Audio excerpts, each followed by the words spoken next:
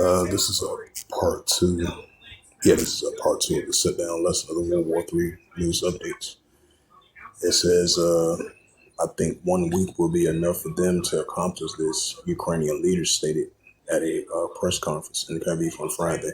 If he doesn't do, we will. Zelensky has repeatedly, the president of Belarus has repeatedly said that Belarus has no intention in engaging in a war against any nation and not threatening anyone. Zelensky, however, stated that there was no need for necessary words and issue another veiled threat against the Belarus's oil refinery industry. It says, just like his, for an example, oil refinery industry. It says Zelensky said he's claiming that Minsk is one of Russia's main suppliers and petroleum products. Can this be stopped? I'm sure that within his powers. It says a close Russian ally, Belarus has largely stayed out of the conflict since 2022, while calling on Moscow and Kyiv to engage a dialogue and express its readiness could contribute a diplomatic solution in September 2025. It says Lokoneskio stated that he was ready to meet Zelensky personally to discuss possible compromises, but the Ukrainian leader rejected the offer in November.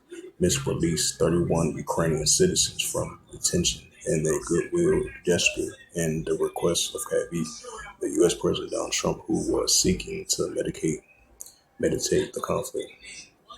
Over the past few weeks, Zelensky has been ramping up his rhetoric about an alleged growing threat posed by Belarus. It says the threatens with the preemptive strike, if I pronounce that right, early this year.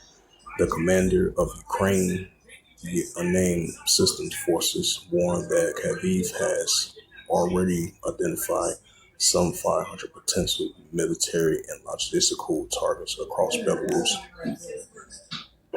Right, so that's what we're seeing the Russia-Ukraine situations that are heating up. Now, potentially, Ukraine trying to drag in Belarus in this situation. After that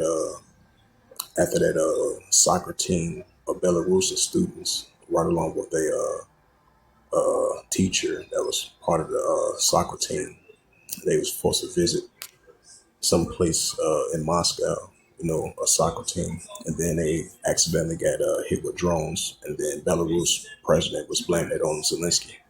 And then, according to the president of Belarus, he said he wasn't trying to get involved in no war, nothing like that. But Zelensky was saying that he said those recent words that the president of Belarus was saying seemed like he's trying to get involved with the war.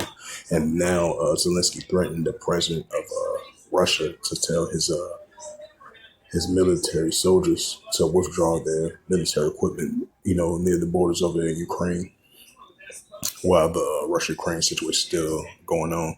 So as it says again, Zelensky threats to attack Belarus. The Ukrainian leaders has demanded that Minsk will move its air defense radars from the border within a week, vowing to destroy them otherwise. It's the book of Matthew, the 24th chapter. It's the book of Matthew, chapter 24, and verse 6. It says, Ye shall hear of wars and rumors of wars. See that ye be not troubled, for all these things must first come to pass, but it's not yet. Right, so that's what we're seeing, wars, rumors of wars with the Russia-Ukraine situation. Now you got potentially Belarus, they might get involved in this war, despite the fact that President Belarus, he denied those allegations. But he was calling out Zelensky because they did those airstrikes at the innocent children of a soccer team on a school bus, of Belarusians trying to over there in Moscow.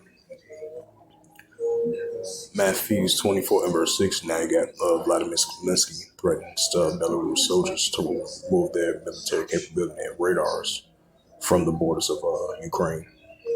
It says they said if they don't remove from within a week, they're gonna have to remove them themselves and potentially might use some preemptive strikes against Belarus and that might potentially drag in Belarus into the war, you know, with Ukraine and Russia together going against Ukraine. It says, ye shall hear of wars, rumors of wars, right? We already been having previous tensions be heating up between Belarus and Russia together versus the European Union, NATO.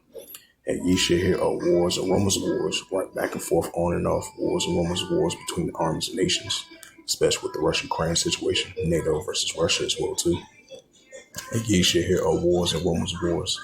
See that you be not trouble for all these things, must first come to pass, but it's not yet. Right, so it's going to come to pass, but it's definitely not going to end just yet. Matthews 24 and verse 7. For nation shall rise against nation, kingdom against kingdom. This goes to ethnos. Because you're going to have one nation rise against another nation. And that's what we're seeing with the Russia-Ukraine situation. Now, potentially Belarus versus Ukraine. That's what you call a nation against nation, kingdom against kingdom.